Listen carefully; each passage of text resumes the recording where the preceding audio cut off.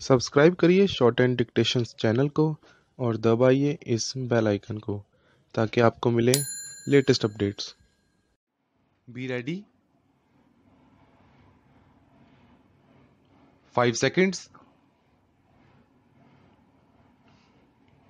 Start. Sir, in our constitution, we have guaranteed certain rights, and the fundamental rights that are made available to the citizens in India are provided in Part 3 of our constitution.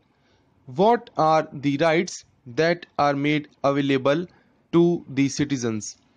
They are the right to equality before law, right to freedom of speech and expression, to assemble peacefully and without arms, to form association or unions, to move freely throughout the territory of India, to reside and settle in any part of the territory of India, and to practice any profession or to carry on any occupation, trade or business. And there are certain other rights which are made available to the citizens of India. If we study and examine these rights, I am constrained to say that these rights can be enjoyed by those people who are rich or those people who are having enough to exist on. These rights, unfortunately, cannot be enjoyed by the poor people. In the other constitutions of the world, there are certain other fundamental rights made available, and those rights to existence itself. It is not mentioned in those constitutions that the right to existence is made available to citizens, but under different headings, those rights are made available. The right to work is made available, the right to shelter is made available, the right to education is made available, and the right to medical assistance is made available.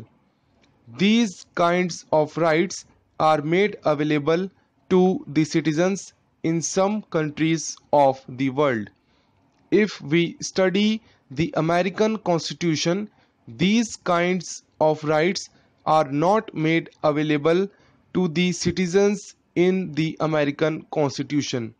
The rights which can be enjoyed by the well-to-do people are available in the American Constitution, but the right which can be enjoyed by the poor people are not made available in the American Constitution.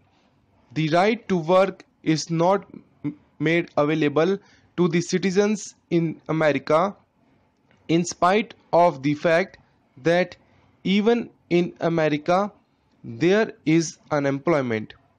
America is a very vast country having huge resources and very limited population, yet the right to work is not made available to the citizens in America.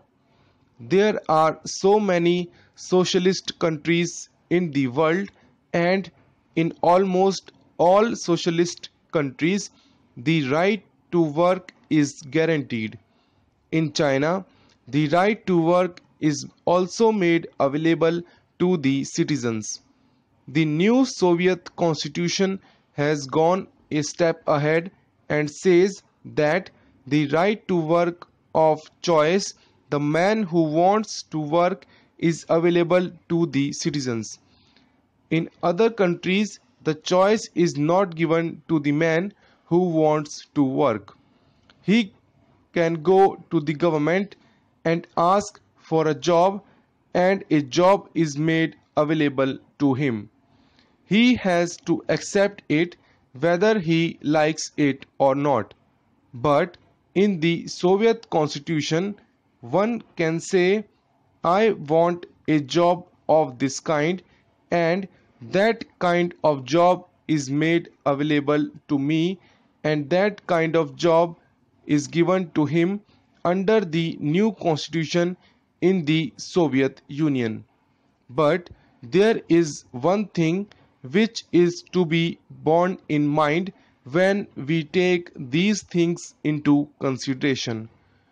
In all the capitalist countries or the countries which are not socialist countries, the right to work is not made available, and in almost all the countries, the duty to work is not made available.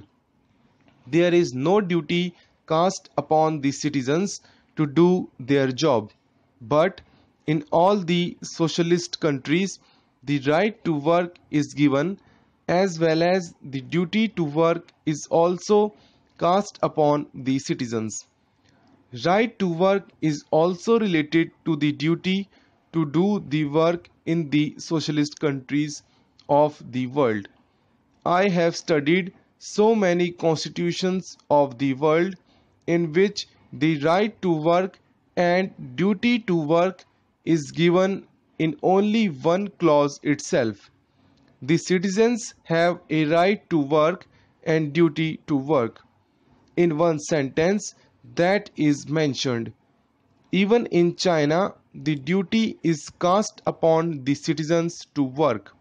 In the Soviet Union also, the duty is cast upon the citizens to work, and if that duty is not done, the right will not be made available.